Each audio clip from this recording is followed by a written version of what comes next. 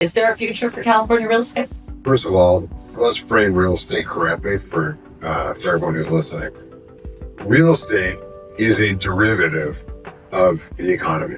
I mean, that's all it is, right? And so when you ask the question, how is real estate going? You really have to ask, how's the economy going?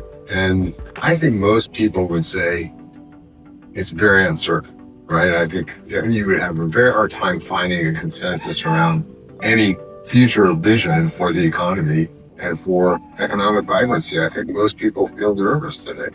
So that's how they should feel about real estate too, right? Welcome back to Resilient Alpha, the podcast where we gaze forward to unlock bold possibilities and build a thriving tomorrow. And to that end, we've got a great guest with us today. I'm very excited to welcome Ethan Penner. Ethan is widely known as the father of real estate finance and credited with really creating the trillion-dollar commercial mortgage business in the early 1990s. And since then, the real estate market was in crisis, traditional lenders abandoned the space, and Ethan really chartered a path forward and built the largest real estate finance company in the United States history from the ground up. Ethan's deeply committed to California, to education, and he's running for governor. So we're looking forward to a really interesting conversation about your background, the business history, your thoughts on California real estate, and why you want to try to save one of the greatest states in the nation. Ethan, welcome. Thank you very much. It's good to be here. So let's talk about real estate. Okay. Where it's been, where it's now, where it's going, the future. Is there a future for California real estate? First of all, let's frame real estate correctly for everyone who's listening. Real estate is a derivative of the economy. I mean, that's all it is, right? And so when you ask the question, how is real estate going? You really have to ask, how's the economy going? And I think most people would say it's very uncertain, right? I think you would have a very hard time finding a consensus around any future vision for the economy and for economic vibrancy. I think most people feel nervous today. So that's how they should feel about real estate too, right? It's that they're correlated pretty much 100%. Now, I think that within real estate, there are a number of different breakdowns that one could think about. One of the interesting things about real estate is that if you're a deal doer, there's always a deal to do. There are always situations that smart people can find and navigate and make great returns. So there's no such thing as, gee, the office sector, let's just avoid it completely.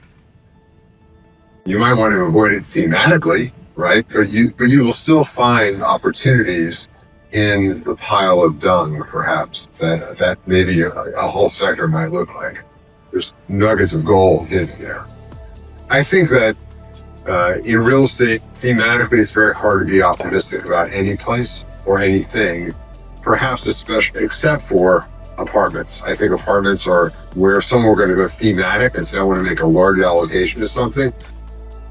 Multifamily would be the one area that I say that's where you have a green light today. Okay? And are there geographies that are better than others? And then there's geography, which comes to what I'm sure you're talking about these days in every conversation, whether your podcast conversations or your lunch conversations or your coffee conversations, politics, which gets to why I'm running for governor, because you'd have to be crazy to put new money to work in places that are dysfunctional and are pursuing proven failed paths, right? So, you see what the New York mayor-elect, the idea is he's embracing that make you wonder, has everyone lost their mind, right? And or has no one actually paid attention to anything in history? But his ideas are 100% ruinous. And so... Well, his ideas have ruined California. Well, they've ruined every place they've ever been attempted to be deployed.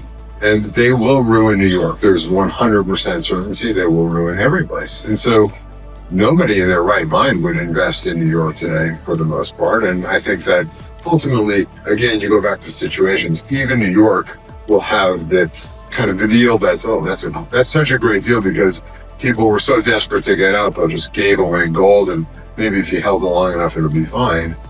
But locations matter, and it's all political. And then And then I think, because you want to go where people are moving, Texas and Florida are places people are moving. Once I become governor, California will be that place, right? And California, as everybody knows who's ever visited, California is the best place in the world, not just the best place in the United States. And so when California is right, California is unbelievable.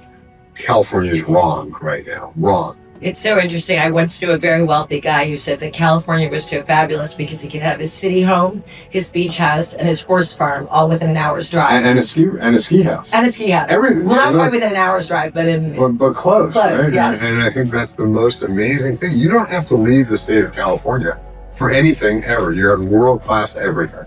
It's true. And, since we're talking about California and talking about politics right now, we'll go back to real estate in a minute, but Proposition 50, you were definitely not in favor of this passing. And I think it even shocked Californians that it passed so easily. I wasn't surprised at all. I really wasn't. I think that the worst part of societies like California and like New York is the apathy amongst the people who really understand things, right? So the voter turnout is not reflective necessarily of the consciousness of the population. It's reflective of a poor voter turnout amongst people like you and I, who just don't go and vote, right? Or they don't support the right candidates, and then they cry in November and they go, "How could this be our choice? These two terrible candidates." Or, "How did Prop 50 pass?" Well, you didn't vote. You didn't invest in driving voter turnout. You get what you deserve, and that's what happened. Well, it's interesting. We saw in New York City the largest voter turnout since 1969, given the race here. What do you think would get Californians out to vote?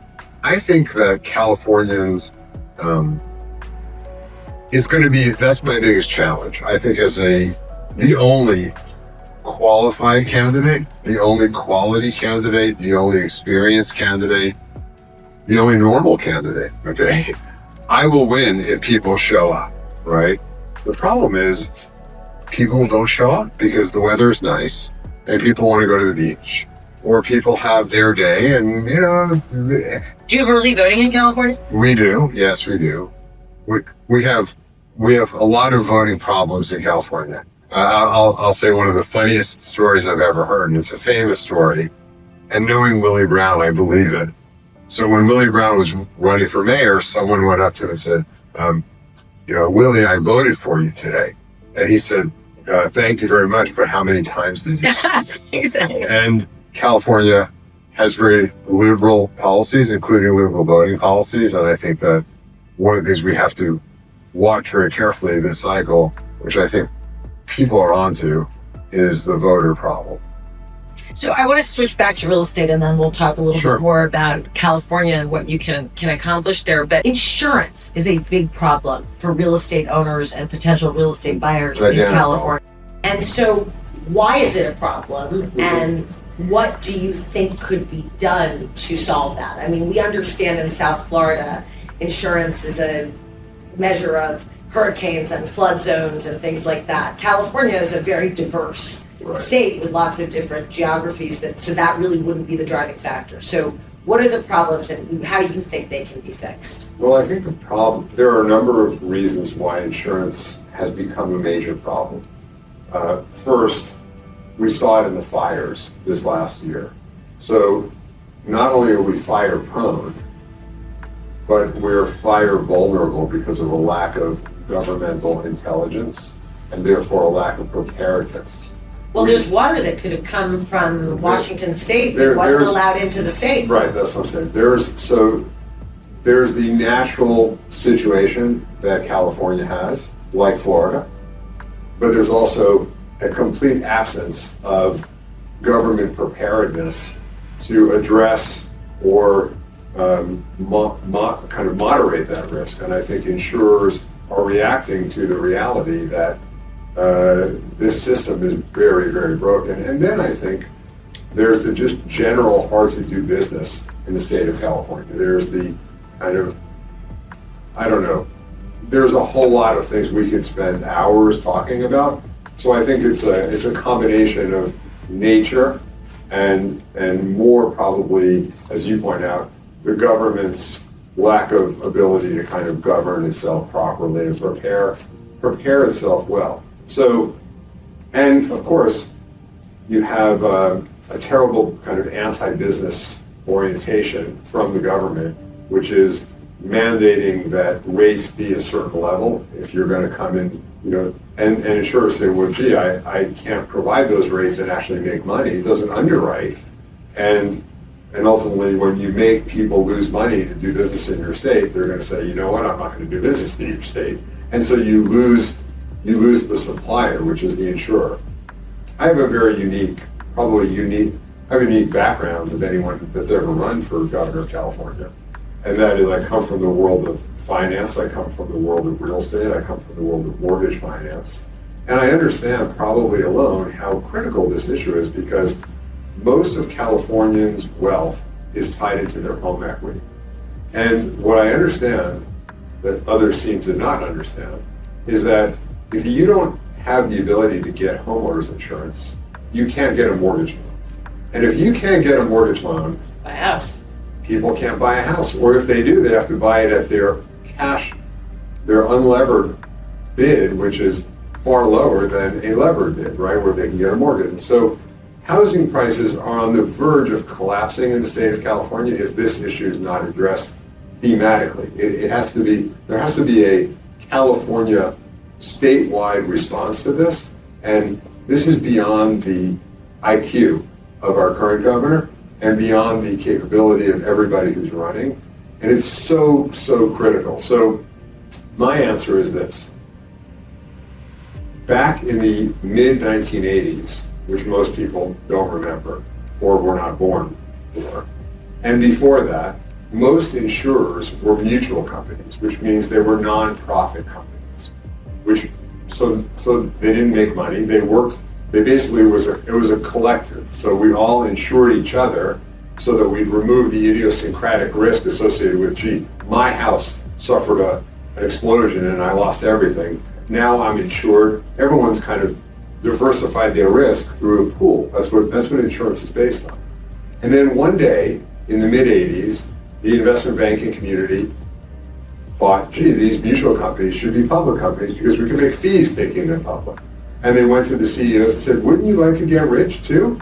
You could have a much better package and stock and everything. And of course, it wasn't a hard sale. And these mutual companies became public for-profit companies. Well, here we are 40 years down the road from that idea of taking these mutual companies public. And now the only lever, because there's pressure in public companies that we all know, which is increasing profits quarter by quarter. There's only two levers insurers have to increase profits: raise premiums and deny claims. So that's the game that insurers have gone into, which is a terrible one for the citizens who should have been protected by these companies and now being preyed upon by these companies. And the relationship between insurer and insured is completely out of whack nationally because of this. So I believe we need to roll back insurance to what it was originally intended to do, which is be a mutual company. And as governor of California, I will launch a company called California Mutual, which will be available to insure all homeowners in the state of California. I will hire the best people in the industry. I will pay them a lot, and I will give them the right alignment of incentives to protect California. But there will be no profits. There will be no shareholders. There will be just insurance for the insured of California. And I think that will revolutionize the entire insurance industry and solve the problem of California. That's absolutely fascinating and very forward thinking. And on the same vein, California has seen a lot of business leave. My God, you know that people don't even know the statistics because it's unimaginably bad. But California, clearly, we talked about it before, the most attractive place in the country. Okay, it's got everything. It's also got the biggest economy by far, and yet we've led the country each of the last 5 years, each of the current governor's years. We've led the country in net outmigration, which means when I like to put it this way, because I've been to every state in the country except for one. And Which one? I have to ask them. Arkansas. Arkansas, okay. I don't know whether it's an anti-Clinton thing, I'm not really sure, but I just haven't gotten there yet. But I've been to North Dakota twice. I hope I never go back, okay? It's not a beautiful place. It's not a great place to hang out. And yet people are choosing North Dakota over California. They're choosing Mississippi over California. They're choosing Nebraska over California. California should never be last in net migration, never. And we've been last each of the last 5 years. So it's a disaster. Well, and that's a problem, right? Because it's not only business leaving, it's people leaving. Exactly. Young people leaving. We're being gutted. If anyone who's read Atlas Shrugged knows where this ends. And if you haven't read Atlas Shrugged, I know it's a 1,000-page book and young people don't like reading. It's actually an imperative to read. It doesn't matter what your ideology is, because this woman, Ayn Rand, who wrote it in the 50s, she forecasted where a society can go, how it can go wrong, where the taker mentality is fed by politicians who just want to be elected and cater to. And ultimately, the people who are hard workers and trying to pay taxes and produce something valuable in their lives are vilified for doing that. And taxes are increased and increased, people leave. The suckers who stay see their taxes raised and raised until they can't stand anymore and they leave. And then all that's left are the takers. All that's left are the non-producers. And that's a very dangerous spot to be in. There are too many places in America where the non-productive people, the people who have given up on work and who are just sucking off of the government, are becoming a larger and larger group. And that's why you get a Mamdani. That's exactly why you get a Mamdani. And that's why we've gotten bad elected officials in California. And I believe... I would also argue that you get a Mamdani for disillusioned young people whose parents are still paying their rent and think it's okay to vote for it. Well, I think that too many young people, there's a whole lot of sociological reasons and psychological reasons, but in the end, there's a large group of people who are not producing, whether they don't believe they have a future or not. We could debate that, what got them to that place of kind of stopping to try to produce. But I call them the people who are available to go and be in any kind of rally. The rally people, the riot people, they don't really care what the cause is. They have a lot of free time and they're angry. And how they got that way, we could spend hours discussing. But that's the danger of California right now. We're at the edge where New York already is of flipping.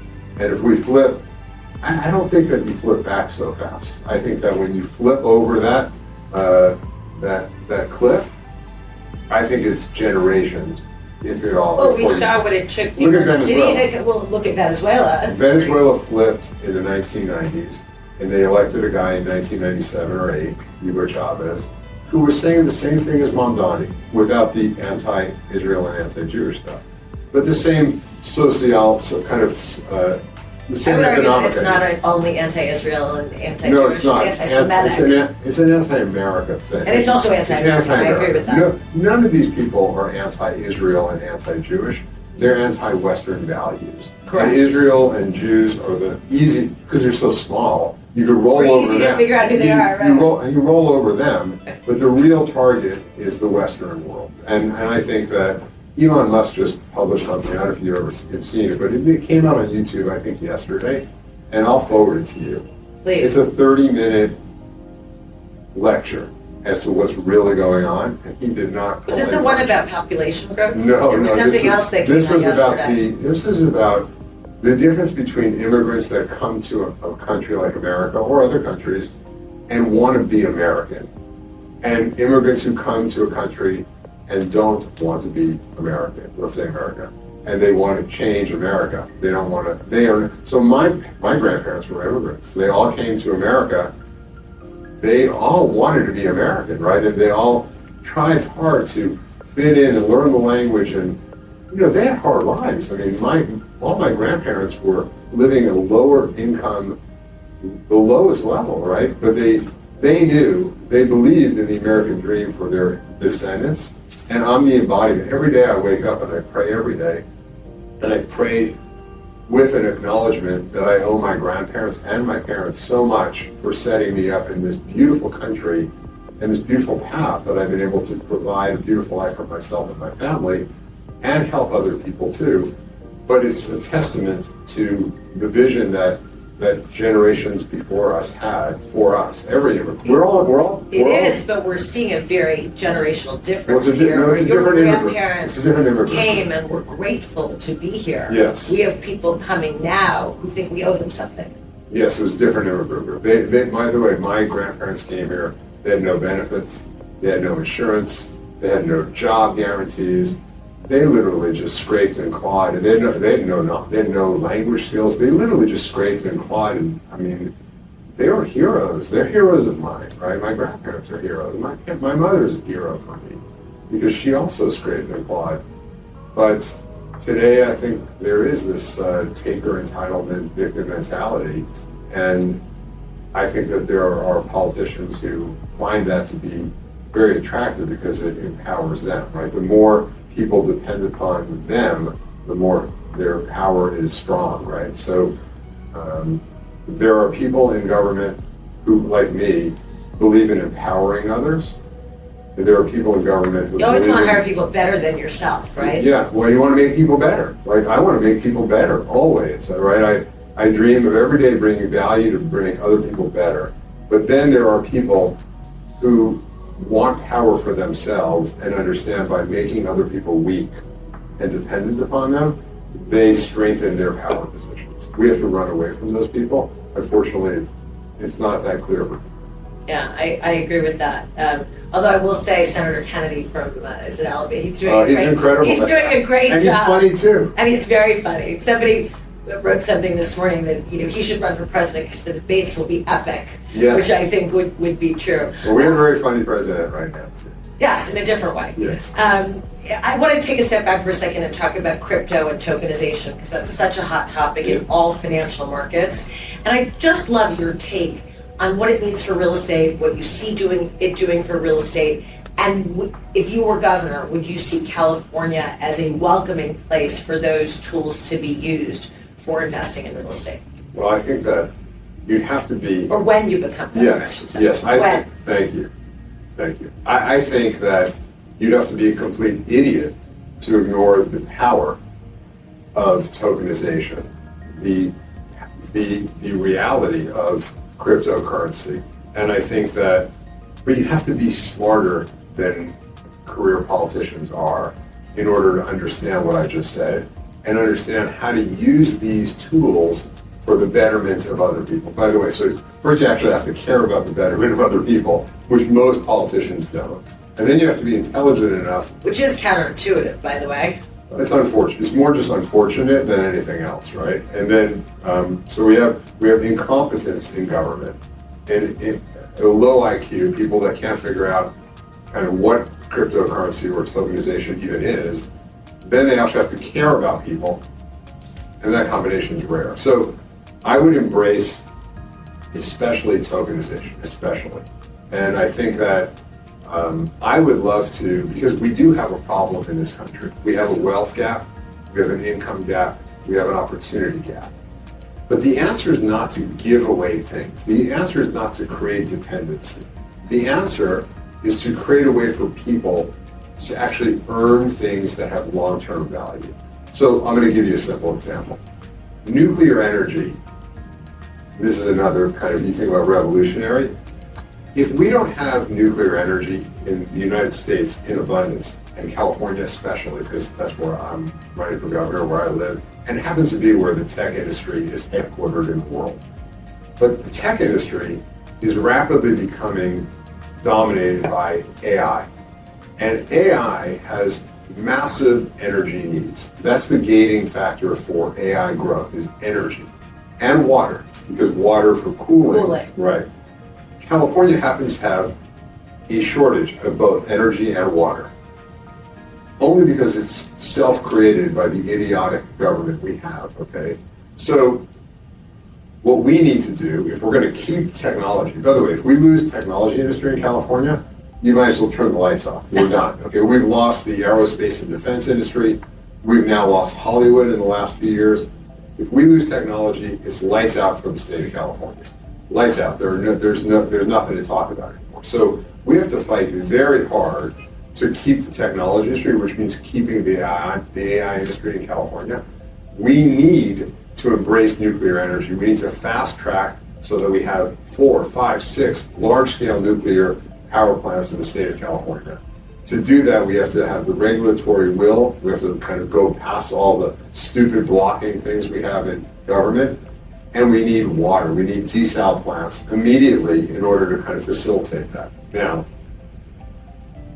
when we have, not if, we will, when we have these things, why shouldn't the public have a chance to own these things too? Why not, right? So my idea is to go to Westinghouse, which is the only real large-scale nuclear power plant developer in the United States, and say, listen, I don't need you to put up all the money to build and own these power plants. You put up 10%, and the state of California will put up 90%. The state of California will own 90% of these nuclear power plants. You'll own 10. And you run it. And you run it, and we'll pay you a promote based on our return, a 90-10 deal, just like Brian has in his venture capital deals and real estate people have. We'll give you a 90-10 deal so you can make some money. You run it for us. And then I'll take some or all of that 90% and tokenize it. And I will create ways for Californians to own, for especially lower income, especially people who need help. So you made a statement in an earlier question about a lot of politicians are incompetent. And I think a lot of people feel that way. And it's funny, as I was on the campaign trail with Governor Cuomo last month, one of the things that I used to sort of steer people to us was that I'm not telling you this is a Michelin star menu. I'm telling you this is bad takeout and he's the best thing on it. So if we're attracting people that have hair on them for whatever reason, whether Cuomo's a good politician or bad politician, there were some issues around him. We attract a lot of people that people would rather not have. How can we fix that, both in California, but across the country? Kind of the national, more than national. We see a president, we see senators, we see mayor of New York because he has a national profile. But what we don't see are the actual people who actually make things happen in cities like New York, like the councilmen, right? The councilmen are very powerful in New York. Or the state, they're all Democratic, the state Senate, the state assembly in California. So I'm going to say, like in California, there's 120 people in the state Senate and state assembly, and those people make, I believe, about $115,000 a year. So there's 120 people.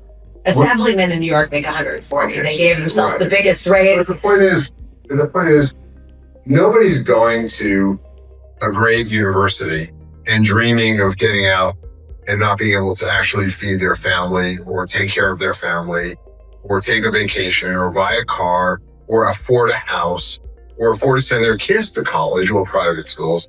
And these are the leaders of our society, right? Really, they are. The people that are running a city like New York or the people that are running a state like California, how could they be making less than a managing director at a bank? How is that even possible? How could that make sense in our society? Well, and I've always said, and I have a government major in college, I've always said that our governments were made up of basically failed lawyers and rich kids.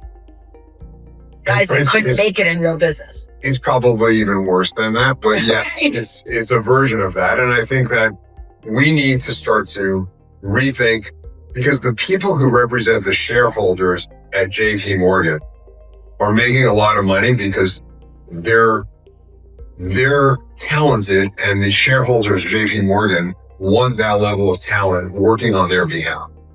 The citizens of New York or the citizens of California should also want the most talented, hardworking, ambitious people working on their behalf. And pay is a big element of the foundation of capitalism. Well, it's the foundation of everything. People, you can't, I'm sorry to distract a little bit, but I had a conversation with someone recently that I think is apropos of this. It's funny. I started doing Pilates recently, and I came 10 minutes early, and there was a young girl with, I think, her nose ring, and I'm not running for governor. So I talked to everyone about politics and what they're thinking about the state. And it became very clear she was quite left thinking. And so I asked her to challenge her economic idea. I said, let's pretend you and I worked here and you brought in 100 new clients this month and I brought in 0. Do you think we should get paid the same? And without any hesitation, she said yes. And I was literally dumbfounded. How is that possible? And I asked her and she said, well, someone could get lucky. And I said, okay, someone could get lucky. I said, how about if we take that example, say you brought in 100 new clients each month for 3 straight months. And I not only brought none, I didn't leave this place. I sat here and played video games all day. Should we still be paid the same? And she said, yes. Yes, by the way. Okay, to that. So I said to her, well, let me tell you the reality of things. Because in the reality of things, there's going to be a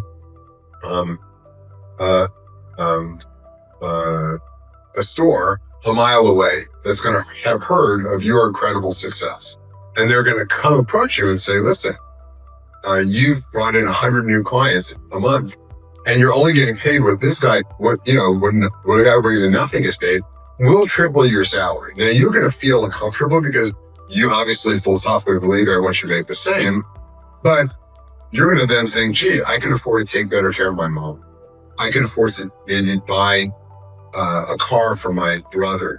And you're going to say, okay, you know what? Reluctantly, you're going to take that job. And this studio that you leave will go out of business because it'll keep paying people for no merit and no performance. That's unsustainable.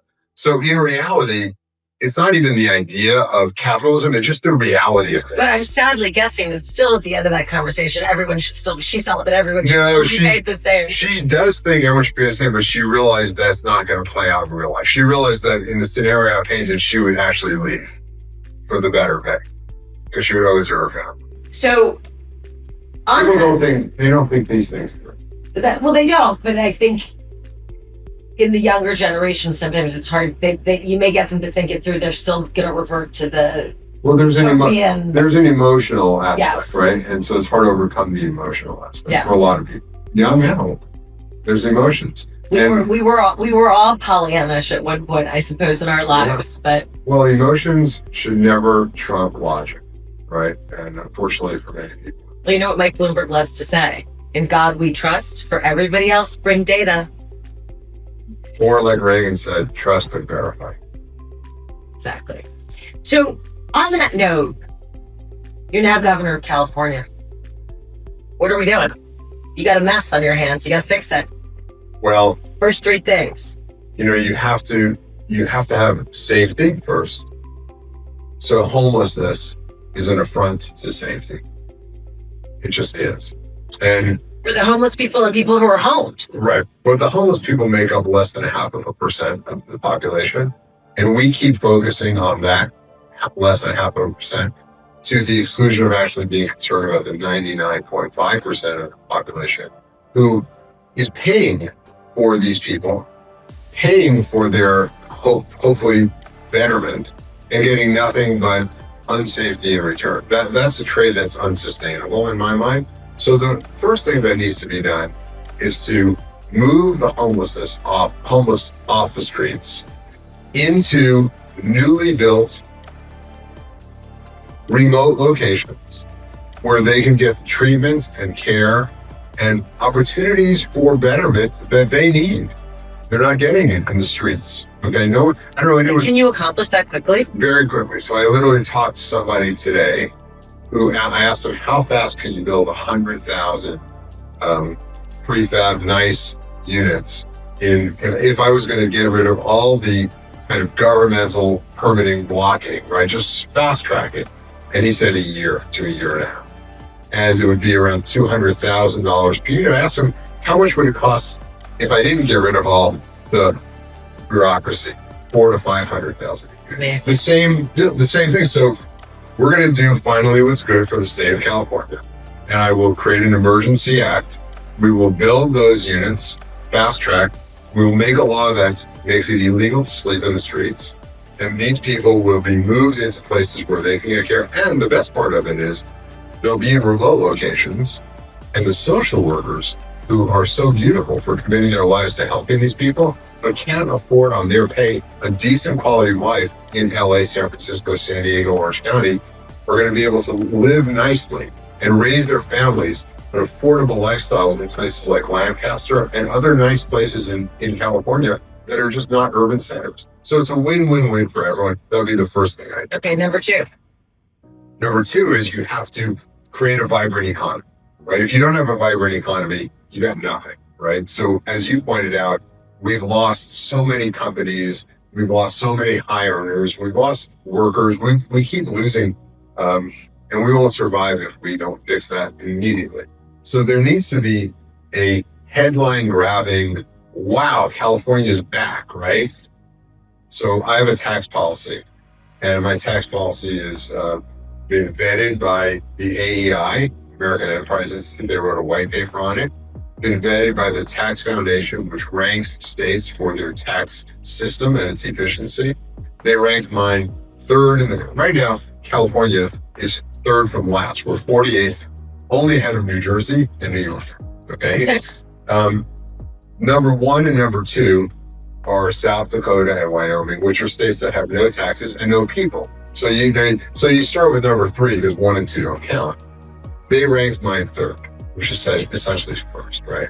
And my tax rework, and it's a rework because we've been dealing with people who are entrenched career politicians who are using band-aids and are unable or unwilling to actually make wholesale changes. We need wholesale changes, so all my policies are wholesale changes. This one on tax is to eliminate all personal and all corporate income tax in the state, right? Gone. And then with that, replace all that as well as get rid of all state sales tax and all, especially the gas tax, which is really punitive to the working class people, and replace it with a single consumption tax. Now the math is such that consumption tax has to be at 15% to make our society work today. But that's because so many people have left. I think as people come back, and I've talked to so many people who have left, and they say, the minute that's in, I'm coming back. So our tax base grows, the percent starts to shrink, right? But we start at 15%. It's still very good and much better than the system we have. Again, we get ranked essentially first in the country by the Tax Foundation. So that would be the second.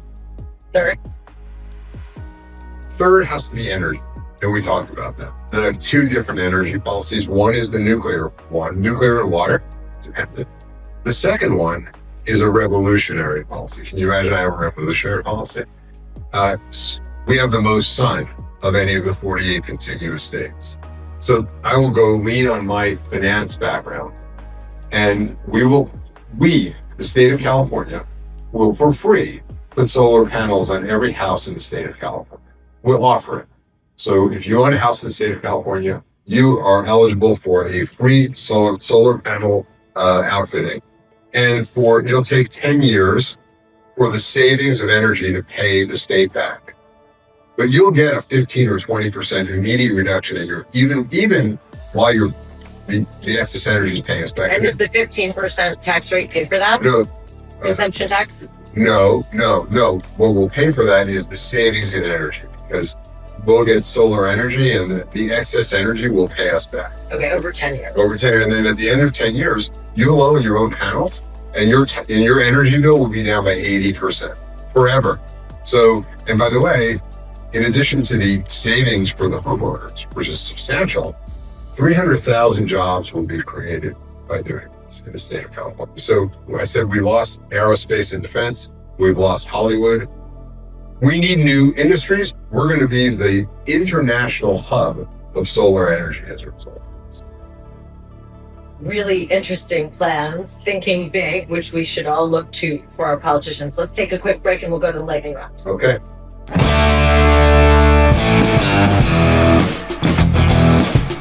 Welcome back for the lightning round. We're going to get going really quickly here. So, Ethan, do you see AI transforming property valuations in the next 5 years? 100%. Biggest opportunity in California real estate right now? California real estate? You can say none. None. None. True or false? Modular housing could solve half of the affordability crisis in this country. True.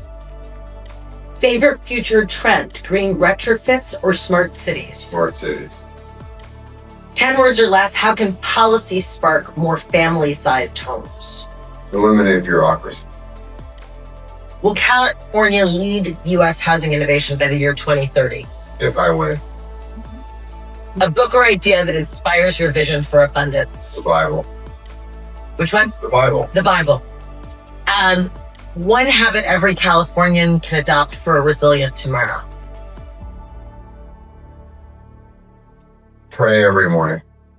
And pray. I wrote a prayer book, by the way, which everyone should get. It's called Awareness and Prayer.